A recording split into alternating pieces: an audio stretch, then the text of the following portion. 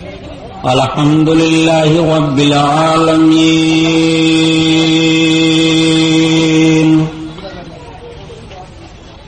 والصلاة والسلام على سيد المرسلين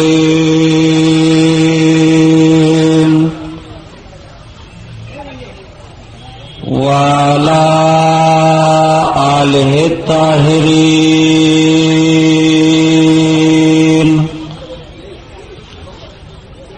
وصحابه المطهرين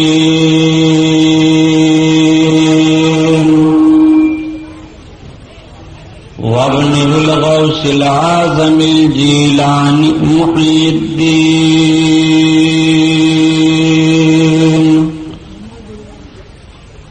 وأهل بيته أجمعين أما بعد فأعوذ بالله من الشيطان الرجيم بسم الله الرحمن الرحيم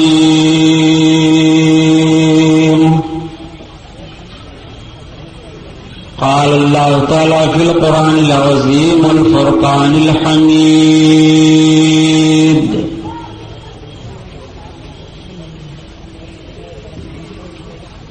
ومن يعمل مثقال ذرة خيرا يره ومن يعمل مثقال ذرة شرا يره سبحان الله صدق الله البصير القدير وصدق رسوله البشير النذير والحمد لله رب العالمين.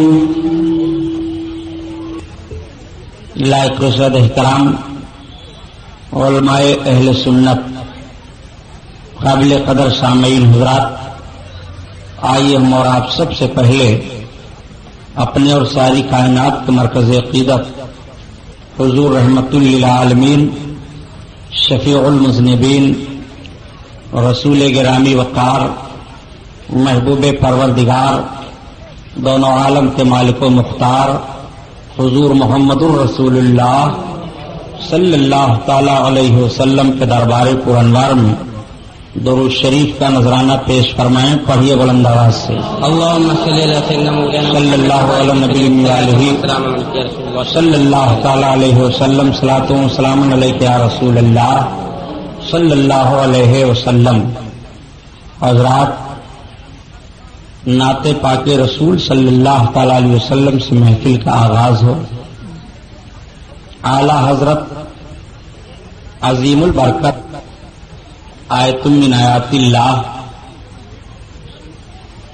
معجزۃ من معجزات رسول اللہ، امام احمد رضا خان علیہ رحمت و رضوان کی مقدس نعت پاک، اس کے کچھ اشعار ہوں گے اور پھر انشاءاللہ تعالی بات آگے بڑھ جائے گی. سرتابہ قدم ہے تنے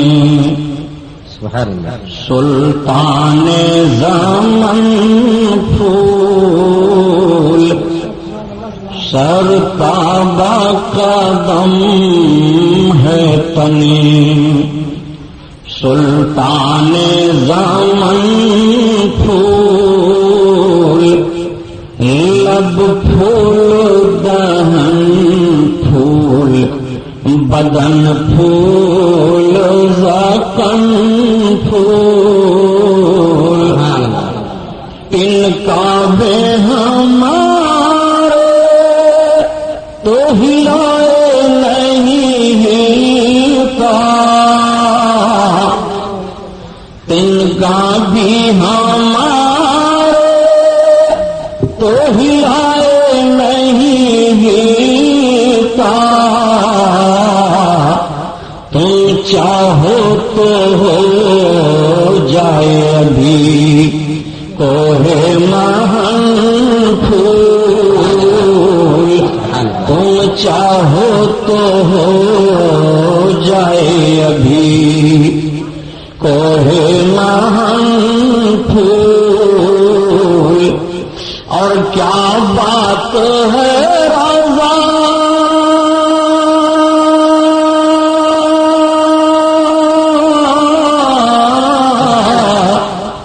اس چمنستان کرم کی کیا بات ہے رضا، اس چمنستان کرم کی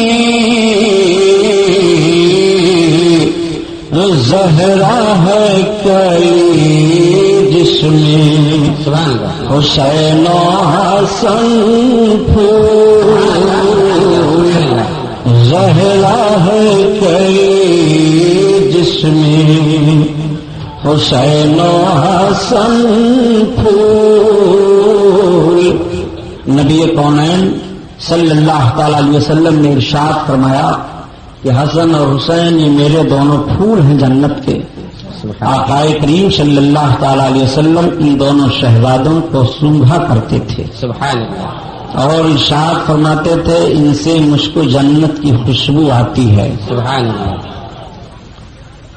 حضرت امام حسن رضی اللہ تعالیٰ عنہ سرکار کے سر پاک سے لے کر کے اور سینے پاک تک مشابہ تھے، اور وہاں سے لے کر کے پھر پاؤں شریف تک حضرت امام حسین آپ کی شبیہ تھے۔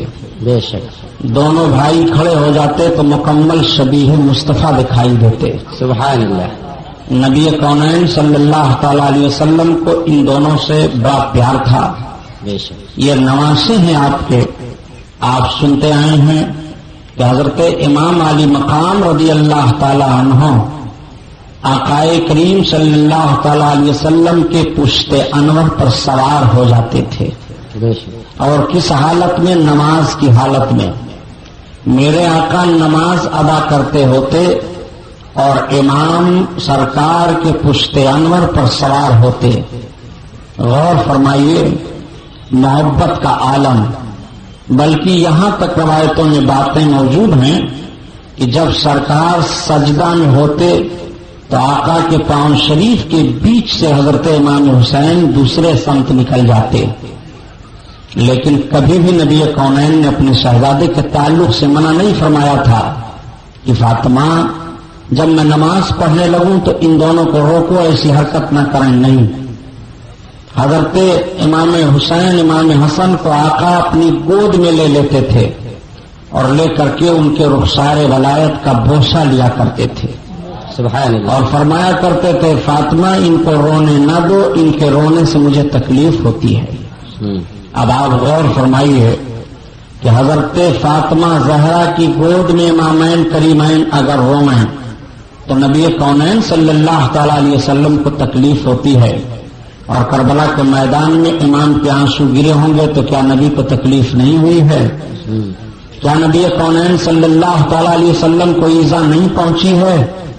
میرے آقا ارشاد فرماتے ہیں امام حسین کو دیکھتے ہوئے کہ حضرت یحییٰ علیہ السلام کے قتل پر ان کے بدلے میں 70,000 قتل کیے گئے تھے، اور میرے اس بیٹے کے شہید ہونے پر 70,000 اور 70,000 مارے جائیں گے۔ بے شک نبی کونین صلی اللہ تعالی علیہ وسلم یہ کیسی خبر دے رہے ہیں؟ آقا صلی اللہ تعالی علیہ وسلم یہ کیا ارشاد فرما رہے ہیں؟ باب علی مقام کی شہادت ابھی بعد میں ہوگی، اور شہادت کی خبر اور آپ کے شہادت کے بدلے میں جتنے مارے جائیں گے اس کی خبر نبی کونین آج دے رہے ہیں۔ اس سے بھاری اور ثبوت چاہیے علم غیب کا؟ اللہ کے حبیب صلی اللہ تعالی علیہ وسلم نے شہادت کا پورا نقشہ بیان فرما دیا۔ ارشاد فرماتے ہیں اللہ کے رسول، میری سنت کو سب سے پہلے جو بدلے گا وہ بنو امیہ کا ایک لڑکا ہوگا، وہ میری سنت کو سب سے پہلے تبدیل کرے گا، میری سنت کو سب سے پہلے بدلے گا۔ لوگوں نے عرض کیا یا رسول اللہ کیا اس کا نام بھی ہے؟ آقا فرماتے ہیں وقالوا لہو یزید، کیا کہیں؟ اس کو یزید کہا جائے گا۔ نبی کونین صلی اللہ تعالی علیہ وسلم نے شہادت کربلا سے پہلے ان باتوں کو فرمایا، کیا علم غیب کے لیے کافی نہیں ہے؟ سچ ہے۔ اللہ کے رسول صلی اللہ علیہ وسلم نے اپنی سنت بدلنے والے کے نام تک کی وضاحت فرما دی۔ نبی کونین صلی اللہ تعالی علیہ وسلم اس کے نام تک کو بیان کر رہے ہیں کہ اس کو یزید کہا جائے گا، بنو امیہ کا ایک فرد ہوگا، ایک لڑکا ہوگا جو میری سنت کو سب سے پہلے بدلے گا۔ نبی کونین صلی اللہ تعالی علیہ وسلم کے سنت ہی کو تو وہ بدل رہا تھا امام علی مقام کھڑے ہوئے، اسلام کا چہرہ مسخ کر رہا تھا امام علی مقام کھڑے ہوئے۔ یزید کا جرم کیا تھا کہ جس بنیاد پر حضرت امام حسین رضی اللہ تعالیٰ عنہ کو کربلا کے میدان میں ان ساری دقتوں کا سامنا کرنا پڑا، یزید کا سب سے بڑا جرم یہ تھا کہ وہ کبھی نماز پڑھتا تھا، کبھی نہیں پڑھتا تھا۔ اس کا جرم یہ تھا کہ وہ گانے سنتا تھا، اس کا جرم یہ تھا کہ وہ شراب پیتا تھا، اس کا جرم یہ تھا کہ وہ کوئی بھی گناہ کرنے میں جھجک نہیں محسوس کرتا تھا، بلا خوف و خطر گناہ کا مرتکب ہو جاتا تھا، فاسق تھا، فاجر تھا، گناہگار تھا۔ حضرت امام علی مقام رضی اللہ تعالیٰ عنہ دن اور رات میں 3000 رکعت نماز نفل فرض کے علاوہ پڑھتے تھے۔ سبحان اللہ، حضرت امام حسین نے 25 حج پیدل کیا تھا۔ سبحان اللہ۔ اب آپ سوچو کہ ایک مرتبہ کوئی فرض حج ادا کر لے تو اس کا مرتبہ کیسا ہوتا ہے، اور نبی کونین صلی اللہ علیہ وسلم کے نواسے نے 25 مرتبہ پیدل حج کیا تھا، وہ حضرت امام حسین ہیں۔ اتنا مقدس ہاتھ اور اتنا پاک ہاتھ ایسے باطل اور گنہگار کے ہاتھ پر کیسے چلا جاتا؟ ایک انسان خود سوچنے پر مجبور ہے۔ بہرحال یہ ساری باتیں تو ہوئی، لوگوں نے یہ سمجھا تھا اور یزید کے حامیوں نے تصور کیا تھا کہ امام حسین کو شہید کر دینے پر یزید کے راستے سے رکاوٹ کے سارے کانٹے دور ہو جائیں گے، لیکن قتل حسین اصل میں مرگ یزید ہے۔ اسلام زندہ ہوتا ہے ہر کربلا کے بعد۔ امام علی مقام کی شہادت کے بعد بجائے اس کی حکومت مضبوط ہونے کے اس کی حکومت کے پائے اور اکھڑنے لگے۔ کیا کہنے بجائے اس کے قانون کو مضبوطی ملنے کی اس کو ذلت و رذالت کا سامنا اور کرنا پڑا۔ امام علی مقام کی شہادت کے بعد یزید کو دمشق کی سرزمین پر سب سے زیادہ جن دقتوں کا سامنا کرنا پڑا ہے وہ تاریخ گواہ ہے کہ جس دن سے دمشق کی سرزمین پر امام حسین کا کٹا ہوا سر پہنچا تھا اور دمشق کے لوگوں نے دیکھا تھا، اسی دن سے گھر گھر میں ماتم ہو گیا تھا، اور تمام بچے عورتیں سب رو کر کے یزید کو برا بھلا کہہ رہے تھے۔ یزید کے تعلق سے کوئی خوش فکری میں نہیں تھا، اور نہ یزید کے تعلق سے کسی کو کوئی حوصلہ رہ گیا تھا، بلکہ جو جہاں ہوتا وہی لان تان کرتا رہتا، وہی برا بھلا کہتا رہتا۔ یزید کی نیند حرام ہو گئی اطمینان کے ساتھ دمشق کی سرزمین پر امام حسین رضی اللہ تعالیٰ عنہ کی شہادت کے بعد یزید ظالم نے حضرت امام زین العابدین رضی اللہ تعالیٰ عنہ کو بلوایا، اور بلوانے کے بعد کہا کہ علی ابن حسین یہ بتاؤ کہ تمہارے باپ حق پر تھے کہ میں حق پر ہوں؟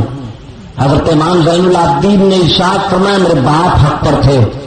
کہا آپ کے باپ حق پر ہوتے تو فتح آپ کے باپ کو ملتی۔ آپ نے فرمایا میرے باپ جنگ کرنے نہیں آئے تھے کہ جو فتح و شکست کا معاملہ ہوتا، میرے باپ کو تم لوگوں نے مہمان بنا کر کے بلایا تھا۔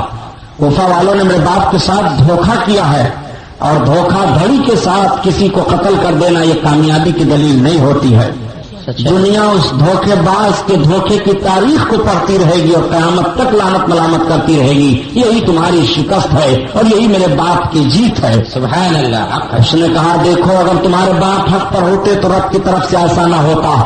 حضرت امام زین العابدین نے فوراً دلیل قائم کی، ارشاد فرماتے ہیں دیکھو کسی پر کوئی مصیبت نہیں آتی ہے، جس کو اللہ نے لکھ دیا ہے وہی اس پہ اوپر مصیبت آئے گی، اور جتنی مصیبت اس نے لکھ دیا ہے اتنی مصیبت آ کر کے رہے گی۔ تم یہ سمجھتے ہو کہ ہم کامیاب ہو گئے، لیکن تمہاری عاقبت میرے باپ کے خون سے برباد ہو گئی۔ تم نے اپنے ہاتھوں کو میرے باپ کے خون میں رنگین کر لیا، نہ تو تمہاری حکومت مضبوط ہو سکتی ہے اور نہ تم کامیاب ہو سکتے ہو۔ دنیا تم پر لعنت و ملامت بھیجتی رہے گی، اور دنیا میرے باپ کے ظلم پر افسوس کرتی رہے گی اور خراج عقیدت پیش کرتی رہے گی، یہی میرے باپ کی جیت ہے۔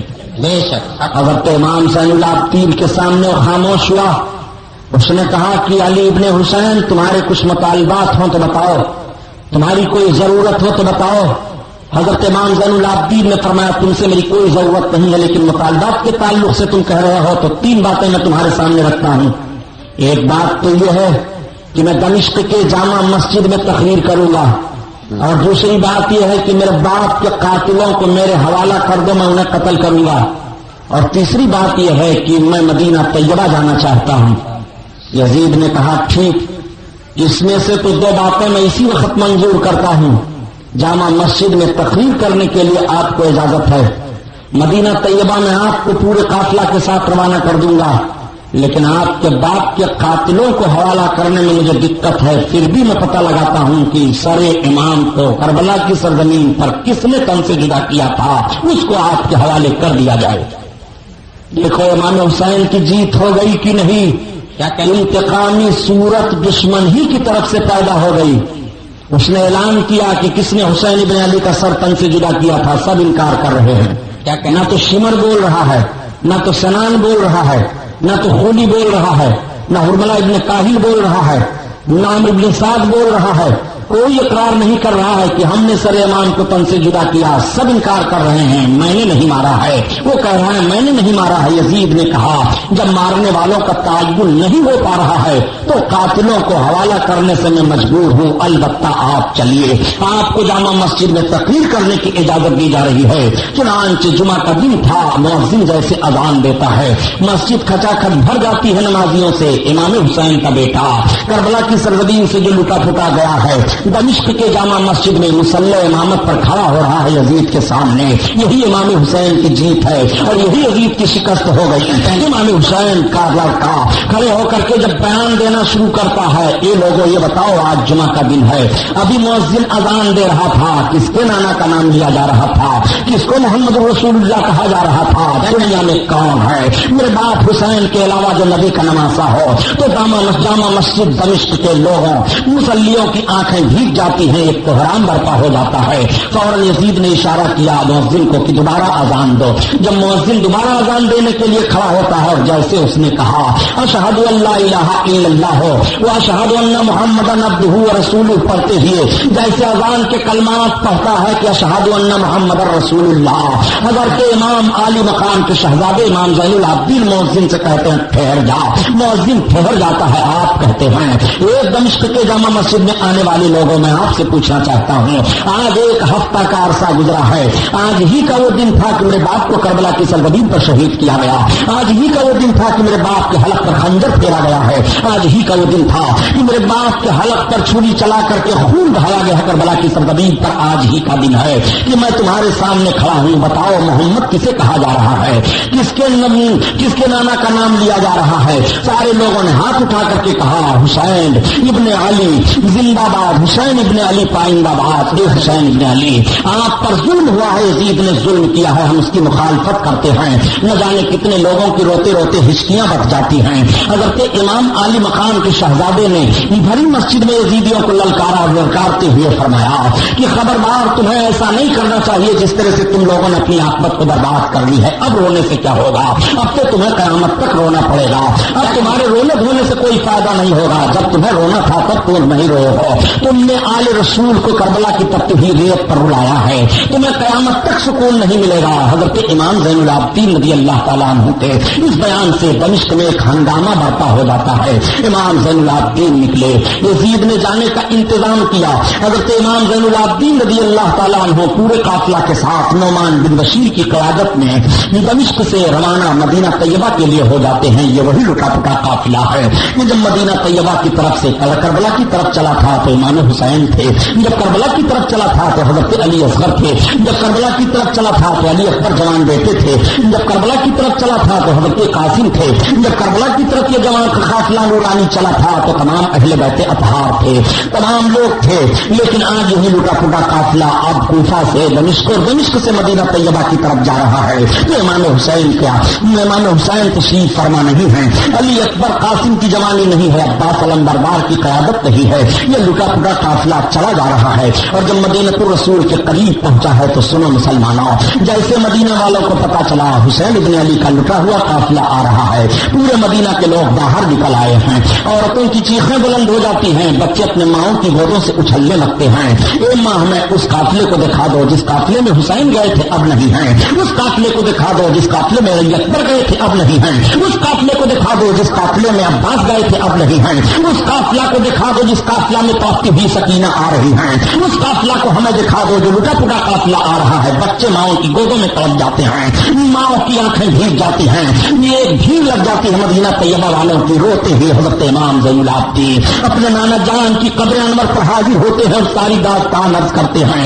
یا رسول اللہ ہمیں ملاحظہ فرمائیے ہم کس طرح لٹ کر کے آئے ہیں، یا رسول اللہ ہم کس طرح کٹ کر کے آئے ہیں، یا حبیب اللہ ہمارے حال زار پر آپ رحم فرمائیے میرے آقا دیکھیے ہمارا حال کیا ہے، یہی نبی کونین تو ہیں کہ جب نبی کی بارگاہ میں کوئی فریاد پیش کرتا تھا تو نبی کونین مچل جاتے تھے، اس کی فریاد کو پہنچا کرتے تھے، کہ حضرت امام زین العابدین کی فریاد کو نبی نہیں سن رہے ہیں، خدا کی قسم سن رہے ہیں، نبی کونین کے سننے کا حال تو یہ ہے کہ اللہ کے حبیب صلی اللہ تعالیٰ علیہ وسلم کو دنیا سے گئے جب 3 دن کا عرصہ گزرا تو ایک دیہات سے صحابی آئے، حضرت علی بیٹھے ہوئے تھے، حضرت علی سے پوچھ پڑے اے مولا کائنات یہ تو بتاؤ میں اللہ کے رسول سے ملنا چاہتا ہوں وہ کہاں ملیں گے؟ تب تک حضرت علی رونے لگے، ارشاد فرماتے ہیں وہ دیکھو سامنے جو تم قبر انور دیکھ رہے ہو، اسی قبر انور میں آج 3 دن کا عرصہ ہوا اللہ کے حبیب تشریف فرما ہے، میرے سرکار آرام فرما رہے ہیں، اس دنیا سے چلے گئے۔ وہ صحابی چیخ مار کر کے رو پڑتے ہیں اور عرض کرتے ہیں یا رسول اللہ اب ہم کہاں جائیں، ہم نے اپنے جان پر ظلم کیا ہے، ہم نے اپنے نفس پر بہت بڑا ظلم کیا ہے، یا رسول اللہ ہماری فریاد کون سنے گا؟ اور قبر انور کی مٹی کو اٹھا کر اپنے سر پر رکھتے ہیں، جب نبی کی بارگاہ میں فریاد کرتے ہیں تو قبر انور سے آواز آتی ہے فنودی من قبرہ لقد غفر لک، کیا تیری بخشش ہو گئی، تجھے نجات کا پروانہ دے دیا گیا۔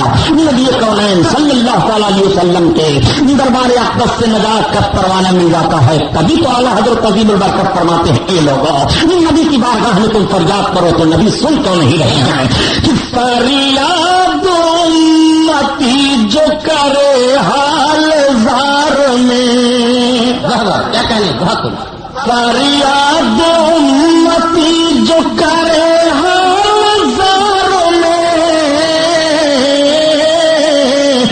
ممکن نہیں کہ خیر بشر کو خبر نہ ہو، خبر نہ ہو۔ نعرہ تکبیر، نعرہ رسالت، جشن شہید اعظم مسلک اعلیٰ حضرت علامہ سبحانی صاحب قبلہ، ممکن نہیں کہ خیر بشر کو خبر نہ ہو، خبر نہ ہو۔ حضرت امام زین العابدین اور حضرت زینب رضی اللہ تعالیٰ عنہ کربلا کے سارے داستان کو نانا کے حضور میں بیان کر رہے ہیں۔ مدینہ طیبہ میں جب پتھر اٹھایا جاتا خون نکلتا، خدا کی قسم شہادت حسین کا واقعہ سامنے رکھو تو ایمان مچلنے لگتا ہے، آنکھیں بھیگ جاتی ہیں۔ 7 روز تک پوری دنیا میں اندھیرا چھایا تھا، سورج طلوع ہوتا تھا مگر اس کی شعاعیں پھیکی پھیکی رہتی تھی، اور جو اپنے کپڑے کو دیکھتا اس کے کپڑوں پر خون کے چھینٹے دکھائی دیتے، دھلنے پر وہ چھینٹے چھوٹے نہیں تھے، آسمان کے کناروں سے خون کی سرخی ظاہر ہوئی تھی، آسمان کتنا رویا تھا، آج بھی اس کے رونے کی نشانی شفق کی شکل میں آسمان کے کناروں پر پائی جا رہی ہے۔ یہ شہادت حسین کے بعد آسمان رویا ہے۔ حضرت ام سلمہ سرکار کی بیوی فرماتی ہیں کہ جنات نوحہ کہہ رہے تھے حسین کے قتل ہونے پر، جنات رو رہے تھے حسین کے شہید ہونے پر، دنیا کا کون فرد رو نہیں رہا تھا، چرند پرند رو رہے تھے۔ اس لیے میں سمجھا تھا کہ مجھے حکومت مل جائے گی۔ ابن زیاد جس نے کربلا میں ساری کرتوت کروائے تھے اس کو خراسان کی گورنری کی لالچ دی گئی تھی، لیکن نہ تو اس کو خراسان کی گورنری ملی اور نہ اس کو کوئی عہدہ ملا، کسی یزیدی کو کوئی دنیا کی چیز نہ مل پائی۔ وہ سمجھتے تھے کہ ہم دنیا کی بنیاد پر حسین کو قتل کر کے دنیا بنا لیں گے، لیکن یہی فوراً بات سمجھ میں آ گئی کہ دین کو برباد کرنے کے بعد اگر کوئی دنیا بنانا چاہتا ہے تو دنیا نہیں بن سکتی ہے، اگر دین کے پیچھے وہ دنیا بنانا چاہے اور دین کی حرمت لوٹنا چاہے تو دنیا نہیں بنا پائے گا۔ یہ بھی خبر ہم کو میدان کربلا سے مل رہی ہے، یہ بھی دستور ہم کو میدان کربلا سے مل رہا ہے۔ امام حسین رضی اللہ تعالیٰ عنہ کے خون پر اس نے اپنی حکومت کو مضبوط کرنا چاہا تھا، لیکن حکومت مضبوط ہونے کے بجائے حکومت بکھرتی چلی جا رہی ہے۔ مدینہ طیبہ کے لوگوں نے جب سنا کہ اس طرح سے یزید نے ظلم کیا ہے اور اس طرح سے یزید نے امام حسین کو شہید کروایا ہے تو مدینہ طیبہ سے ایک وفد تیار ہوا کہ چل کر کے معلوم کیا جائے دمشق میں اس طرح کی باتیں کیوں پیدا کی گئی ہیں۔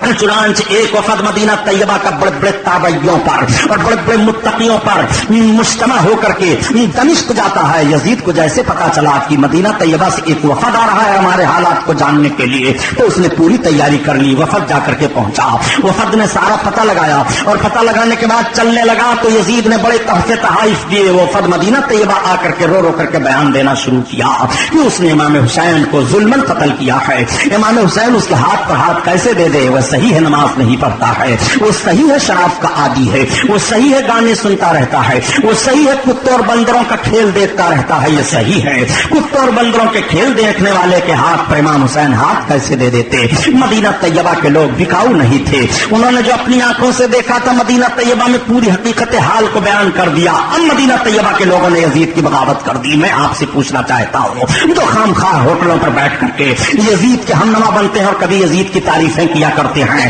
ان دجال ذہنوں کو سوچنا چاہیے تھا کہ امام حسین کی شہادت کے بعد یزید کی کوئی بغاوت نہ کرتا, لیکن امام حسین کی شہادت کے بعد پورے مدینہ طیبہ کے لوگ یزید کی بغاوت کر رہے ہیں اور یزید کی بیعت کو توڑ رہے ہیں. یہی سے پتا چل گیا کہ امام حسین نے جو تحریک چلائی تھی وہ صحیح تحریک ہے. امام حسین نے جو یزید کے خلاف کیا تھا وہ صحیح کیا تھا.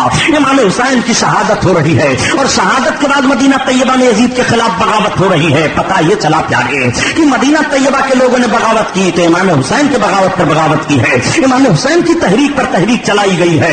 مدینہ طیبہ کے لوگ انکار کر بیٹھے. جب یزید کو پتا چلا کہ مدینہ طیبہ کے لوگ انکار کر بیٹھے اور ہماری حکومت کو غیر شرعی حکومت قرار دے رہے ہیں اور مکہ کے لوگ بھی یہی کر رہے ہیں, تو اس نے اپنے ایک فوجی کو بلایا اور بلانے کے بعد کہا سنو اب تم کو مدینہ پر لشکر کشی کرنی ہے. وہ مسلم بن عقبہ یا مصرف بن عقبہ تھا جو فوج کا سردار بن کر کے ایک لشکر جرار لے کر مدینہ کی طرف چلا. میں اب پوچھنا چاہتا ہوں آپ سے, یزید کی حکومت کا عرصہ 3 سال 8 مہینہ رہا ہے اور 3 سال 8 مہینے میں یزید نے 3 کام کیا ہے. ایک تو حضرت امام حسین کو شہید کروایا اور دوسرے اس نے مدینہ پر چڑھائی کی اور تیسرے اس نے مکہ المکرمہ پر چڑھائی کی. بتاؤ یہ تینوں کام کرنے والا جنت میں جائے گا؟ یہ تینوں کام کرنے والا بخشش کا حقدار ہو سکتا ہے؟ یہ تینوں کام کرنے والا مغفرت کا مستحق ہو سکتا ہے؟ حدیث قسطنطنیہ تمہیں یاد نہیں ہے؟ نادانو تم غلط اس حدیث کو سمجھ رہے ہو, تمہارے باپ نہیں اس حدیث کو سمجھ پائیں گے.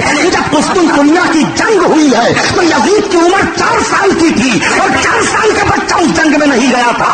اس لیے یزید کی خام خواہ کے لیے حمایت مت کیا کرو. حدیث قسطنطنیہ پیش کر کے نجد کی حرامی اولادوں سنو, تمہیں عقل نہیں ہے. نبی کونین صلی اللہ تعالی علیہ وسلم کے نواسے کے تعلق سے یزید نے اتنا خراب کام کیا تھا کہ دنیا کا کوئی انسان اتنا خراب نہیں کام کرے گا. نبی کونین ارشاد فرماتے ہیں کہ جہنم کا آدھا عذاب ساری دنیا کے جہنمیوں پر ہوگا اور جہنم کا آدھا عذاب حسین کے قاتلوں پر ہوگا. وہ اتنے برے ہیں اس لیے ان کی خام خواہ کے لیے حمایت مت کیا کرو. کیا کہتے ہیں نعرہ رسالت علامہ سبحانی صاحب کی بلا سبحان اللہ سبحان اللہ. یزید کے تعلق سے معلومات کرنا چاہتے ہو؟ کربلا کے بعد اس نے کون کون کام انجام دیا؟ مدینہ طیبہ پر اس نے لشکر کشی کروائی. مدینہ طیبہ پر جب یزیدی فوج چڑھی ہے تو غسیل الملائکہ حضرت حنظلہ کے شہزادے حضرت عبداللہ فرماتے ہیں میں اپنے حمایتیوں کو لے کر کے نکل پڑا. جب میں نے سمجھا کہ آسمان سے اب پتھر کی بارش ہوگی تو میں باہر نکل پڑا, لیکن لشکر جرار تھا اس کے پاس, ہمارے آدمی مقابلہ نہ کر سکے. ان ظالموں نے مدینہ طیبہ کے لوگوں کو قتل کرنا شروع کیا. اور کتنے لوگوں کو قتل کیا؟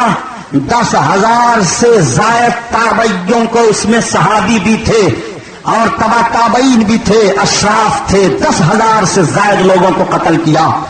1,000 عورتوں کے ساتھ عصمت دری کی, ان کی آبرو کو لوٹا جس سے ناجائز بچے پیدا ہوئے. اس ظالم نے 3 دن تک مدینہ طیبہ کو اس طور پر حلال قرار دے دیا تھا. مسجد نبوی میں یہ ظالم داخل ہوئے اور داخل ہونے کے بعد جنت کی کیاری کے پاس اپنے گھوڑوں کو اور اونٹوں کو باندھتے تھے. ان کے اونٹ اور گھوڑے وہاں لید اور پیشاب کرتے تھے. آپ غور کرو کتنی بدتمیزیاں ان لوگوں نے کی ہیں. 3 دن تک مسجد نبوی میں اذان نہیں ہو پائی تھی یزیدی فوج کے الغار سے. مسجد نبوی اللہ اکبر, وہ مسجد جس مسجد کے تعلق سے میرے آقا ارشاد فرماتے ہیں کہ اس مسجد میں کوئی 1 رکعت نماز پڑھے گا تو 50,000 رکعت نمازوں کا ثواب پائے گا. سبحان اللہ. جس مسجد میں 50,000 رکعت نمازوں کا ثواب ملے اس میں 3 دن تک آواز نہیں آ رہی ہے اذان کی. ایک تابعی حضرت سعید بن مسیب رضی اللہ تعالیٰ عنہ ہیں، وہ فرماتے ہیں کہ میں دیوانہ بن گیا تھا، یزیدی فوج مجھے پاگل سمجھ کر کے چھوڑ دیتی تھی، میں مسجد کے گوشہ میں بیٹھا رہتا تھا، اور جب اذان کا وقت آتا تو گنبد خضرا سے اذان کی آواز سنائی دیتی اور تکبیر کی آواز میں سنتا، اسی اقتدا میں نماز ادا کر لیا کرتا تھا۔ پتا چلا کہ نبی کونین کل بھی زندہ میرے سرکار قبر انور میں تھے، اور قیامت تک میرے سرکار قبر انور میں زندہ رہیں گے۔ سرکار کی وہی زہیزہ حیات ظاہری ہے جیسے پہلے تھی، وہی اب بھی ہے۔ تبھی تو اعلیٰ حضرت عظیم البرکت فرماتے ہیں کہ تو زندہ ہے واللہ، تو زندہ ہے واللہ، میرے چشم عالم سے چھپ جانے والے، چھپ جانے والے۔ مسجد نبوی میں 3 دن تک بے حرمتیاں اس طرح سے کی گئی ہیں، مدینہ طیبہ کی آبرو کو پامال کیا گیا ہے۔ نبی کونین ارشاد فرماتے ہیں جو مدینہ والوں کو ڈرائے گا اور جو مدینہ پر چڑھے گا لشکر کشی کر کے وہ جنت میں نہیں جائے گا۔ یزید کا یہ دوسرا کارنامہ تھا جس نے مدینہ الرسول کی حرمت کو لوٹا ہے، وہ مدینہ طیبہ، اللہ اکبر، جس مدینہ کو دیکھنے کے لیے مرد مومن کی نگاہیں ترستی ہیں، وہ مدینہ طیبہ جہاں انوار و رحمت کی بارش ہوتی ہے، وہ مدینہ طیبہ کی صحابہ نے پوچھا تھا یا رسول اللہ، مکہ کو حرم تو حضرت ابراہیم نے بنایا ہے، آپ کا حرم کیا ہے؟ تو آقا ارشاد فرماتے ہیں اس پہاڑی سے لے کر کے یہاں تک مدینہ کو میں حرم بنا رہا ہوں، مکہ کو ابراہیم نے حرم بنایا ہے تو مدینہ کو میں حرم بنا رہا ہوں، اسی لیے مکہ اور مدینہ کو حرمین طیبین کہا جاتا ہے۔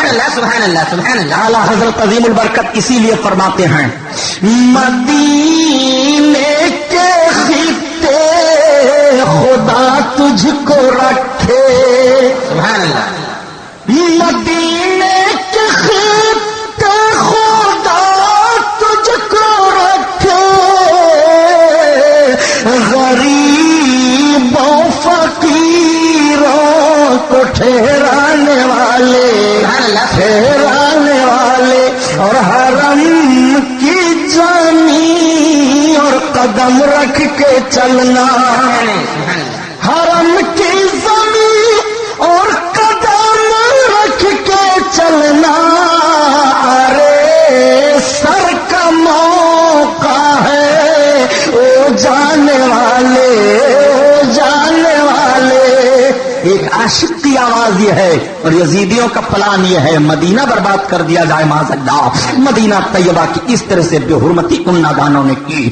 دو کارنامہ آپ نے دیکھا یزید کا، ایک مدینہ کی بے حرمتی کروائی اور دوسرے اس نے امام حسین کو شہید کروایا۔ تیسرا کارنامہ اس ظالم کا دیکھیے، مدینہ طیبہ سے اس کا لشکر کا سردار لشکریوں کو لے کر کے آگے بڑھتا ہے، مصرف بن عقبہ کا کی موت ہو جاتی ہے راستے میں، ایک دوسرا اس کا جنرل گورنر بن بیٹھتا ہے، سپہ سالار بن کر کے، قائد بن کر کے فوج کو لے کر کے مکہ کی طرف بڑھتا ہے۔ مکہ میں حضرت عبداللہ ابن زبیر رضی اللہ تعالیٰ عنہ نے اپنے آپ کو اعلان کر دیا تھا، مدینہ اور مکہ کے لوگ حضرت عبداللہ ابن زبیر کے ہاتھ پر بیعت کر لیے تھے اور حضرت عبداللہ ابن زبیر مکہ المکرمہ کے عامل قرار دے دیے گئے تھے۔ حضرت عبداللہ ابن زبیر وہاں کے سارے انتظام کو سنبھال لیے تھے۔ جب یزیدی لشکر کا ایک فوج کا بڑا بھاری دستہ مکہ المکرمہ پہنچتا ہے تو حضرت عبداللہ ابن زبیر اپنی فوج کو لے کر کے نکلتے ہیں اور نکلنے کے بعد بڑا کٹھن مقابلہ ہوتا ہے۔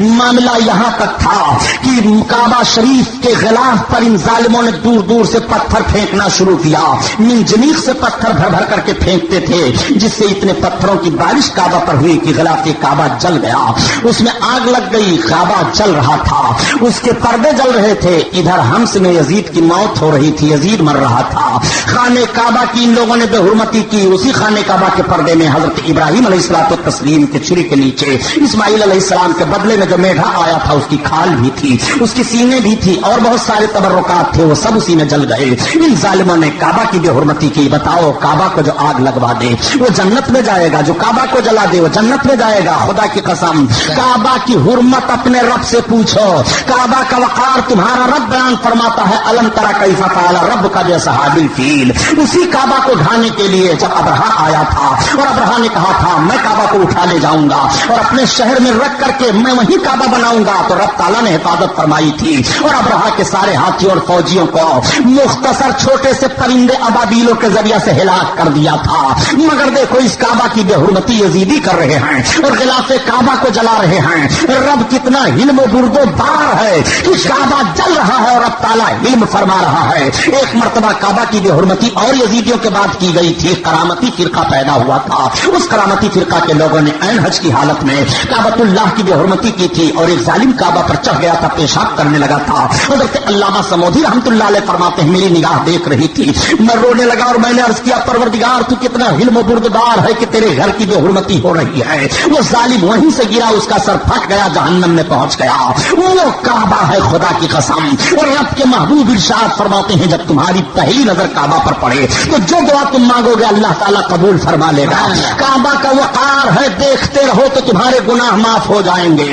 جو صرف کعبہ کو دیکھے وہ 40 نیکیاں پاتا ہے اور جو کعبہ کا طواف کرے وہ 60 نیکیاں پاتا ہے. اور دیکھا کرے طواف کرے 60 اور 100 نیکیوں کا معاملہ ہوتا ہے. آپ ذرا غور فرمائیے کہ کعبہ کا وقار کیا ہے. کعبہ کو دیکھے تو 40 نیکیاں مل رہی ہیں, کعبہ کا طواف کرے تو 60 نیکیاں وہ پا رہا ہے. کس طرح سے کعبہ کی حرمت ہے. ایک نظر خانے کعبہ پر پڑے تو جو دعا مانگی جاتی ہے وہ دعا قبول ہو جاتی ہے. لیکن وہی کعبہ یزیدی فوج کے لوگ جلا رہے ہیں, اسی کعبہ کی بے حرمتی کر رہے ہیں, اسی کعبہ پر پتھر پھینکا جا رہا ہے. یہ ظالم لوگ پھر وہ یہاں سے ہلاک ہوئے اور وہاں سے تباہ و برباد ہوئے.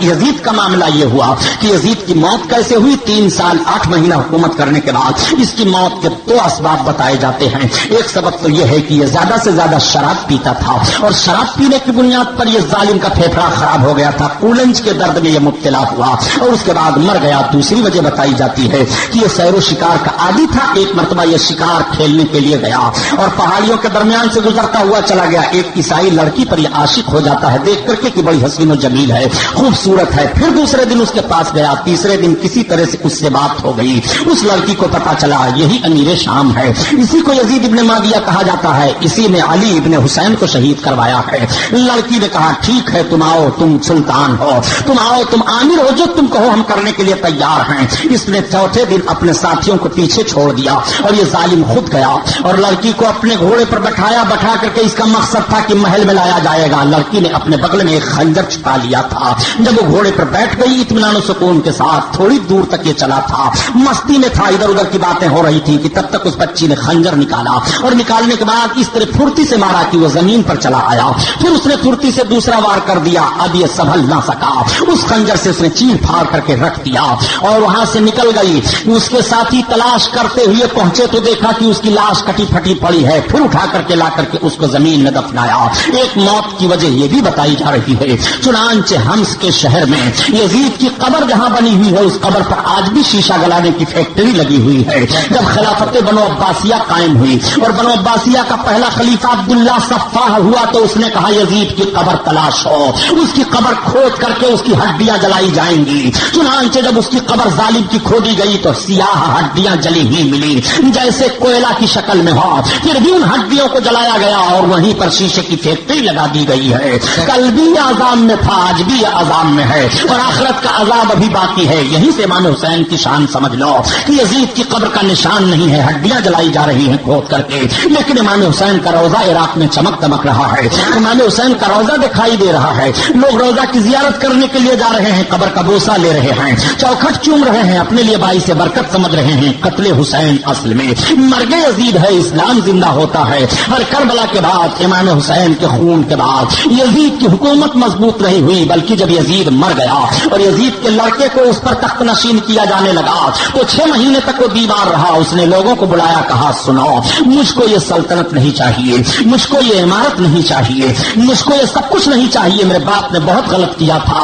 حسین ابن علی کے خون پر جو حکومت مضبوط کی گئی ہو ایسی حکومت کو ہم لات مار رہے ہیں. ان بچے نے یہی چھوڑ دیا حکومت, یہی تو یزید کی موت ہو گئی. ہر کوئی بیٹا اپنے باپ اپنے بیٹے کے لیے کیا کرتا ہے, لیکن یزید نے جو کچھ کیا تھا سب بیٹے نے لات مار دیا اور کہہ دیا مجھے نہیں چاہیے یہ سب, اس لیے کہ امام حسین کا خون بہا ہے, امام حسین کی شہادت ہوئی ہے. اور آؤ آگے بڑھ کر کے دیکھو, یزید کے اور یزیدیوں نے سوچا تھا کہ ہمیں بڑا سکون مل جائے گا. 3 سال 8 مہینے کے بعد رنگ کیسا بدل جاتا ہے. یہی کوفہ ہے جس کوفہ کی سرزمین پر ان ظالموں نے بدتمیزیاں کی تھی اور بدعہدیاں کی تھی. اسی کوفہ سے مختار سقفی اٹھتا ہے. یہ مختار سقفی وہ آدمی تھا کہ جب حضرت امام مسلم کوفہ میں گئے تھے تو مختار سقفی کے وہاں ٹھہرے تھے. ان کو دونوں بچے ٹھہرے تھے, لیکن یہی مختار سقفی کا گھر امام مسلم سے چھوٹا تھا. اور مختار سقفی میں جو 150 خطوط امام علی مقام کی بارگاہ میں گئے تھے, ان خطوں پر اکثر و بیشتر خطوں پر مختار سقفی کا دستخط ہوا کرتا تھا. یہی مختار سقفی اٹھا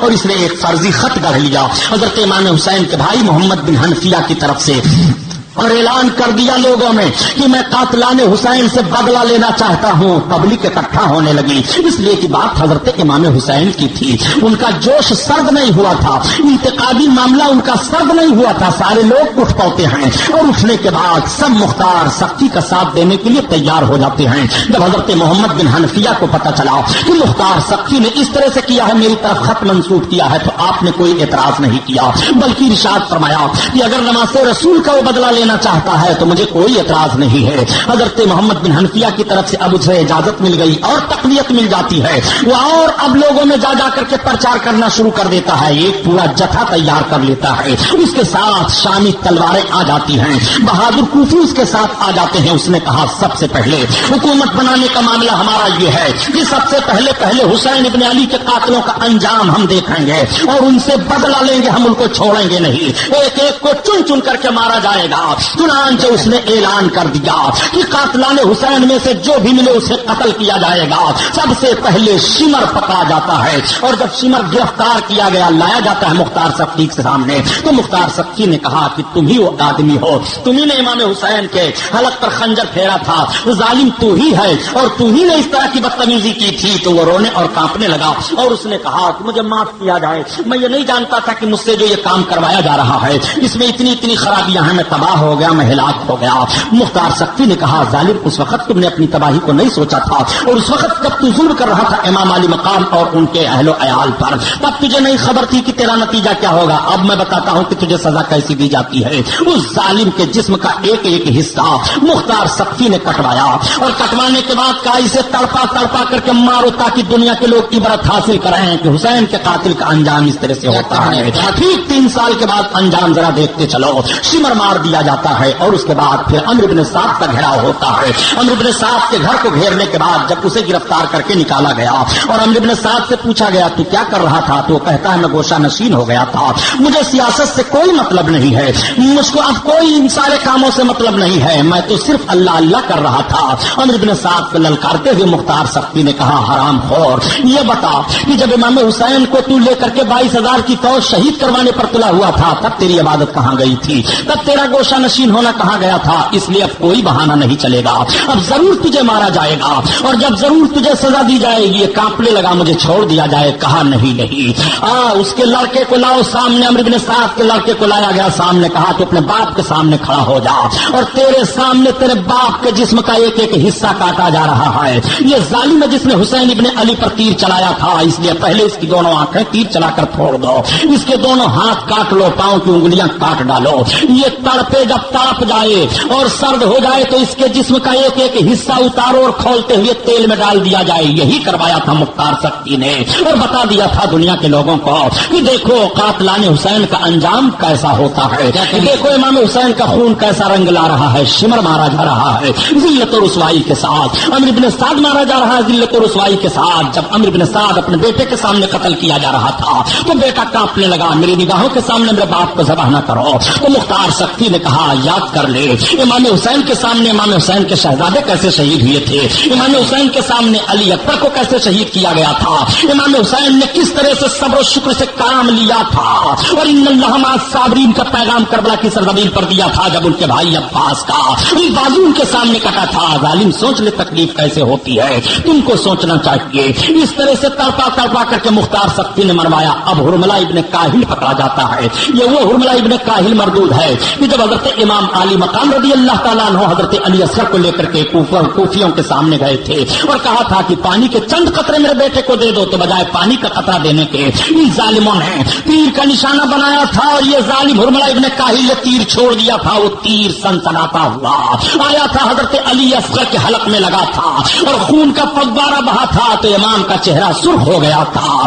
بیٹے کے حلق کا خون جب امام کے چہرے پر لگا تو آسمان کانپ رہا تھا، زمین ہل رہی تھی، سورج کی شعاعیں مدھم پڑ گئی تھی، آواز آ رہی تھی الہ العالمین یہ کیسا امتحان ہے، پروردگار عالم یہ کیسا معاملہ ہے، الہ العالمین یہ تو اپنے بندوں کا امتحان کس طرح سے لے رہا ہے. تو آواز آئی تھی تم نہیں جانتے ہو جو میں جانتا ہوں. آپ ذرا غور کرو، حضرت علی اصغر رضی اللہ تعالیٰ عنہ کا قاتل پکڑا گیا ہے حرملہ ابن کاہل. دشمن ہی دشمن کو مار رہا ہے، دشمن ہی دشمن سے بدلہ لے رہا ہے. اور رب کا انتقام دیکھو کہ حرملہ ابن کاہل کو پکڑ کر کے اس کے دونوں ہاتھوں کو باندھا گیا اور باندھنے کے بعد یہ ہوا کہ اس کے حلق پر نشانہ لگا کر کے تیر مارو. جب تیر کا نشانہ اس کا حلق بنایا گیا تو وہ چلایا. مختار سختی نے کہا بول جب علی اصغر کے حلق پر تیر لگا تھا تب تجھے نہیں یاد آنا چاہیے کہ آج میں مار رہا ہوں تو کل میرا نتیجہ کیا ہوگا. سارے کربلا کا داستان بتا رہا ہے کہ اگر کسی نے کسی پر ظلم کیا ہے تو پھر وہ ظلم سہنے کے لیے تیار ہو جائے. اگر کسی نے کسی کی گردن کاٹی ہے تو اس کی گردن ضرور کاٹی جائے گی. یہ کربلا کا نقشہ ہمارے سامنے کل سے آج تک رہا ہے اور یہی دیکھا جا رہا ہے کہ اگر کوئی کسی کے لیے ہنستا ہے تو ہنسا جاتا ہے. نبی کونین نے منع فرمایا کسی پر ہنسو نہیں، اگر تم کسی پر ہنسو گے تو ہنسے جاؤ گے. تم کسی کو گالی نہ دو، گالی دو گے تو گالی دیے جاؤ گے. جس پیغمبر نے اتنی پابندی لگا دی ہو اس پیغمبر کے نماسے کے ساتھ کربلا کی سرزمین پر یہ معاملہ پیش آیا تھا. آؤ ذرا دیکھو حرملہ ابن کاہل مار دیا گیا. حرملہ ابن کاہل کے بعد خولی پکڑا جا رہا ہے. یہ خولی وہ ظالم ہے جو حضرت امام حسین رضی اللہ تعالی عنہ کا سر اقدس اپنے رومال میں باندھ کر کے اور لے کر کے چلا تھا. یہ ظالم اتنا بڑا خطرناک تھا مردود کہ امام حسین کے سر کو لے کر کے چلا تھا. راستے میں سودا بھی کیا تھا. وہ واقعہ سنانا مقصد نہیں ہے، صرف بتانا مقصد یہ ہے کہ یہ ظالم جب گرفتار کر کے لایا گیا تو مختار سختی نے کہا کہ بتا اب تیرے ساتھ کون سا سلوک برتا جائے، بتا اب تیرے ساتھ کیا کیا جائے. مختار سختی کے سامنے وہ ہاتھ جوڑ کر کے کھڑا ہو گیا اور گڑ گڑانے لگا. کہا گڑ گڑاؤ نہیں، اب تمہیں چھوڑا نہیں جائے گا. یہ خون حسین ہے جو رنگ لا رہا ہے، یہ حسین کا صبر ہے جو تم کو اس طرح سے اب تڑپ تڑپ کر کے مرنا ہے.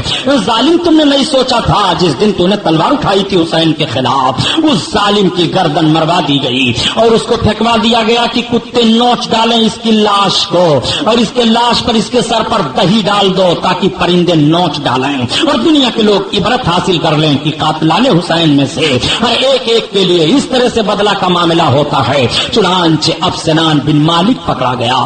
یہ سنان بن مالک وہ مردود ہے کہ جو سر امام کو تن سے جدا کیا تھا کہا جاتا ہے، لیکن جب اس ظالم سے پوچھا گیا تھا تو اس نے انکار کر دیا کہ میں نے سر امام کو تن سے نہیں جدا کیا تھا. حالانکہ اسی نے سر امام کو تن سے جدا کیا تھا یا شمر نے تن سے جدا کیا تھا. انہی دونوں کے علاوہ اور کوئی تیسرا نہیں ہے، لیکن دونوں انکار کر رہے تھے. سنان بن مالک جب پکڑا گیا تو پکڑنے کے بعد یہ پوچھا گیا کہ بتا تو نے سر امام کو کیوں تن سے جدا کیا تھا. کانپنے لگا.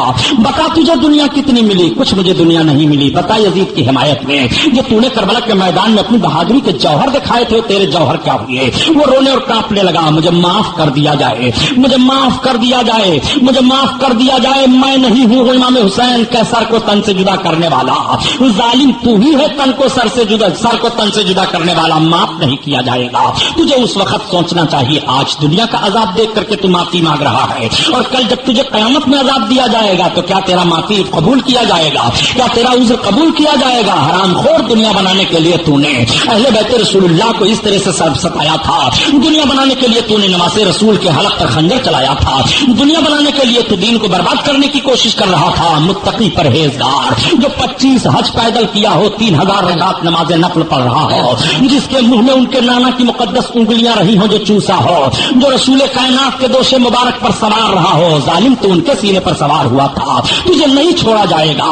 چنانچہ سنان بن مالک کے جسم کا ایک ایک حصہ کاٹا جاتا ہے. یوں بھی تو قتل کیا جا سکتا تھا لیکن نہیں. مختار سختی کہتا ہے خبردار، جسم کا ایک ایک حصہ کاٹو اور کاٹنے کے بعد گھوڑے دوڑا دو اس کے جسم پر تاکہ پتہ چل جائے کہ جسم کیسے چکناچور ہوتا ہے. چنانچہ سنان بن مالک کو کاٹ کر کے اور اس کے جسم کے اعضاء کو اکٹھا کر کے گھوڑے دوڑا دیے گئے. ہڈیاں چور چور ہو جاتی ہیں اور اس کے بعد آگ میں رکھ کر کے جلا دیا جاتا ہے، جل کر کے ساری اس کے جسم کی ہڈیاں اور سارے گوشت خاکستر ہو جاتے ہیں۔ اعلان کروایا جاتا ہے کہ قاتلان حسین میں دیکھو ایک ایک کو کس طرح سے چن چن کر کے مارا جا رہا ہے، کوئی باقی نہیں بچا تھا۔ ایک آدمی تھا، وہ کہتا ہے کہ میں بہت خوبصورت تھا، لیکن جب میں رات میں سوتا ہوں تو دو آدمی آتے ہیں اور میرے چہرے پر تھپڑ مارتے رہتے ہیں، میں بدصورت ہو گیا، اور یہ کہتے ہیں کہ یہ ظالم امام حسین کے قتل سے خوش تھا، جب سے میں روز مارا جا رہا ہوں۔ امام حسین کے قاتلوں میں یا آپ کے قتل میں جتنے لوگوں نے حصہ لیا تھا، کوئی دنیا میں باقی نہیں بچا اور دنیا میں کسی کی نسل نہیں چلی ہے۔ سب سے بھاری عذاب تو ان کے اوپر یہی ہے کہ کربلا کے میدان میں جتنے یزیدی موجود تھے، کسی یزیدی کی کوئی نسل نہیں چلی ہے۔ نسلوں کا چلنا پیارے نعمت الہی ہے، اگر کسی کی نسل چلتی ہے تو ممکن ہے اس نسل میں کوئی عالم ہو جائے، اس نسل میں کوئی متقی ہو جائے، اس نسل میں کوئی ایماندار ہو جائے، اس نسل میں کوئی پرہیز ہو جاگار ہو جائے، لیکن جب نسل ہی منقطع کر دی جاتی ہے تو سارا سلسلہ ہی ختم ہو جاتا ہے۔ رب کو منظور نہیں ہے کہ ان کو کسی طرف سے فائدہ پہنچے، اس لیے ان کی نسلیں ختم کر دی جاتی ہیں۔ 22,000 فوجی یزیدی جو تھے، کربلا کی سرزمین پر کسی کی نسل نہیں چلی ہے، سب تہوبالا کر دیے گئے، سب ختم کر دیے گئے۔ آؤ دیکھو، یہی امام حسین کی جیت ہے اور یہی یزید کی شکست ہے۔ امام حسین کو کہاں کہاں سمجھو گے اور کس کس موڑ پر امام حسین کو سمجھو گے؟ امام علی مقام رضی اللہ تعالیٰ عنہ کے قاتلوں کا انجام اس طرح سے ہوتا ہے۔ یہی مختار سقفی ہے جس نے سارے لوگوں کا بدلہ لیا، لیکن یہی مختار سقفی، اس کا بھی تو سر کاٹا گیا تھا۔ مختار سقفی نے کہا سب سے پہلے پتہ لگاؤ ابن زیاد کہاں گیا۔ یہ ابن زیاد مردود پہاڑیوں کے درمیان بھاگ گیا تھا۔ عبداللہ بن ابراہیم اشتر، حضرت ابراہیم بن مالک بن اشتر ایک تھے، اس کی فوج کے سالار، وہ آگے بڑھے اور پہاڑوں میں تلاش کرتے کرتے ابن زیاد کو پا لیتے ہیں۔ ابن زیاد کو پکڑ کر کے لایا گیا۔ ابن زیاد جب آیا سامنے تو وہی کوفہ کا دارالعمارت ہے، وہی گورنر ہاؤس ہے جس گورنر ہاؤس میں اس ظالم نے امام حسین کے سر اقدس کو رکھا تھا اور تخت پر بیٹھا ہوا تھا اور امام حسین کے لبھائے مبارک پر چھڑی لگا رہا تھا۔ حضرت زید بن ارقم نے ڈانٹا تھا اس ظالم کو کہ میں نے نبی کونین کو ان لبوں کو چومتے ہوئے دیکھا ہے، تو چھڑی لگا رہا ہے، اس طرح سے گستاخی نہ کر۔ یہ ظالم ابن زیاد وہیں کھڑا ہے۔ مختار سقفی کہتا ہے بتاؤ اب تمہارے ساتھ کون سا سلوک کیا جائے؟ آج سے پہلے تم نے امام علی مقام کی شان میں کتنی گستاخیاں کی تھی اور ان کو کس انداز سے تو نے کربلا کے میدان میں شہید کروایا تھا، بتا تیرے ساتھ کیا سلوک کیا جائے؟ یہ کانپنے لگتا ہے۔ اے مختار، تم بھی تو ہماری فوج کے ہی ایک حصے دار تھے، تم بھی تو ہماری فوج ہی کے ایک ذمہ دار تھے، آج ہمارے اوپر تم یہ سختی کرنے کے لیے تیار ہو۔ ابن زیاد سے مختار سختی کہتا ہے سنو میں تمہیں چھوڑوں گا نہیں، تمہیں ایسے ہی بے دردی کے ساتھ قتل کیا جائے گا جیسے تم نے حسین ابن علی کو قتل کروایا ہے۔ ظالم تیری خراسان کی حکومت کہاں گئی، گورنری کہاں گئی؟ وہ ابن زیاد کہتا ہے مجھے یزید نے دھوکہ دے دیا، مجھے اس نے خراسان کی حکومت نہیں دی، دھوکہ دیا۔ اسی حکومت کو لالچ میں مجھ کو لے کر کے حسین ابن علی کے خلاف مجھ سے تلوار اٹھوائی تھی اور حسین ابن علی کے خلاف سارا کام مجھ سے کروایا گیا تھا، لیکن افسوس ہے میری زندگی پر، یہ ظالم اب افسوس کر رہے ہیں، پچھتا رہے ہیں۔ مختار سقفی نے کہا تمہیں قیامت تک پچھتانا پڑے گا، آخرت کی عذاب تو ابھی باقی ہے، ابھی میں تمہیں عذاب دلواتا ہوں اور تمہیں قتل کرواتا ہوں۔ دیکھو ڈرا کر کے نیزے مارے جا رہے ہیں، وہ چلا رہا ہے۔ مختار سختی کھلکھلا کر ہنستا اور کہتا ہے ظالم دیکھ یہ ہے خون حسین کا بدلہ، اور اس طرح سے انتقام خدا بندی لوگ دیکھ لو اللہ تعالیٰ کس طور سے اپنے مظلوم بندوں کی طرف سے انتقام لیتا ہے۔ اس کو چھیڑ چھیڑ کر کے چھلنی کر دیا گیا، زمین پر جب گرا تو مختار سقفی نے کہا اب اس ظالم کی گردن کو کاٹو اور کاٹنے کے بعد اس کو جلا دو۔ اس کی گردن کاٹی گئی اور پھر اس کو جلا دیا گیا۔ ابن زیاد کو یہ سزا ملی ہے اور ابن زیاد کا سر اسی تخت پر رکھا گیا جہاں امام علی مقام کا رکھا گیا تھا۔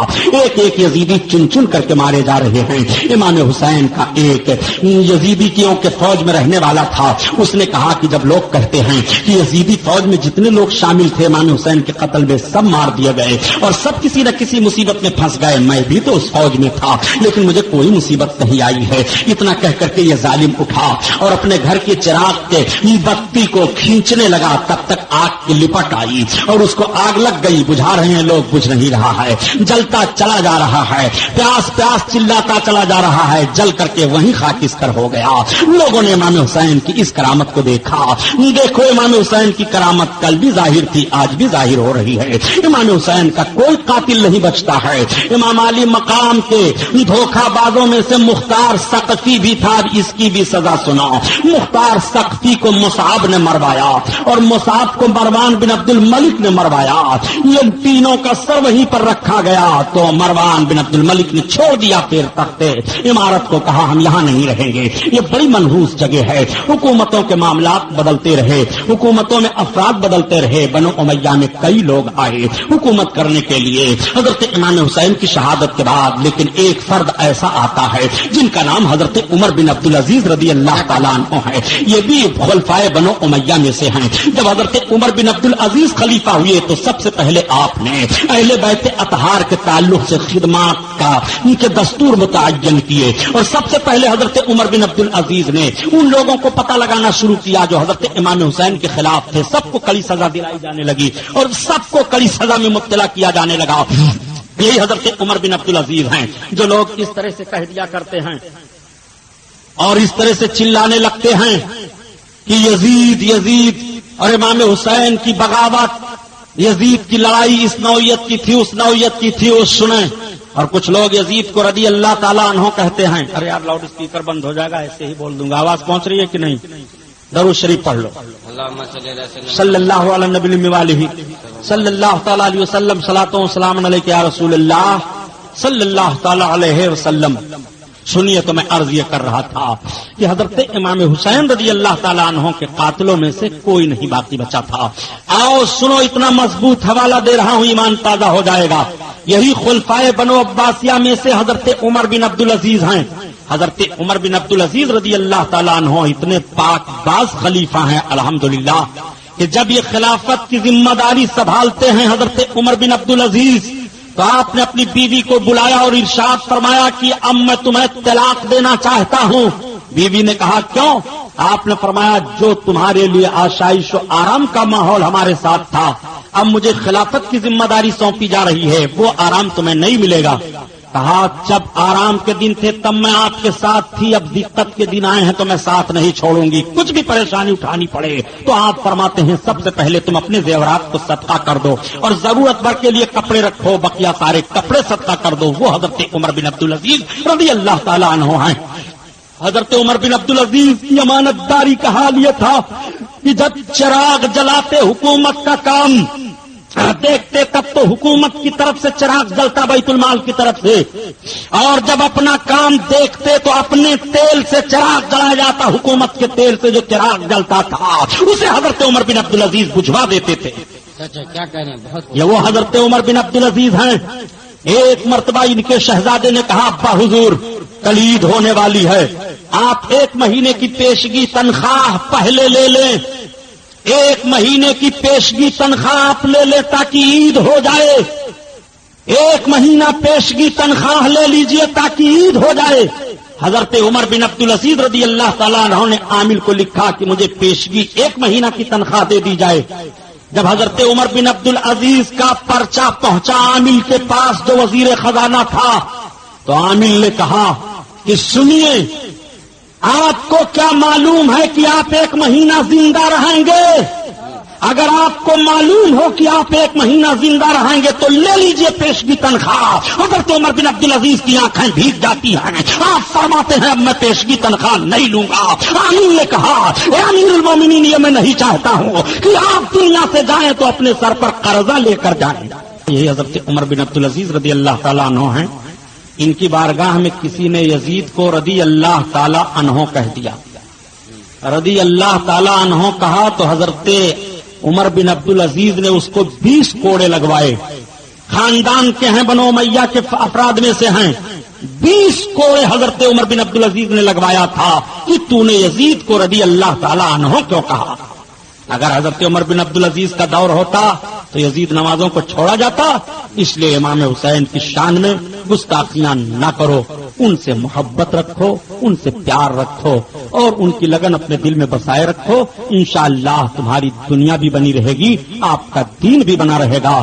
یہ محفل نور زندہ باد پائندہ باد. اللہ اس جلسہ کو قبول فرمائے.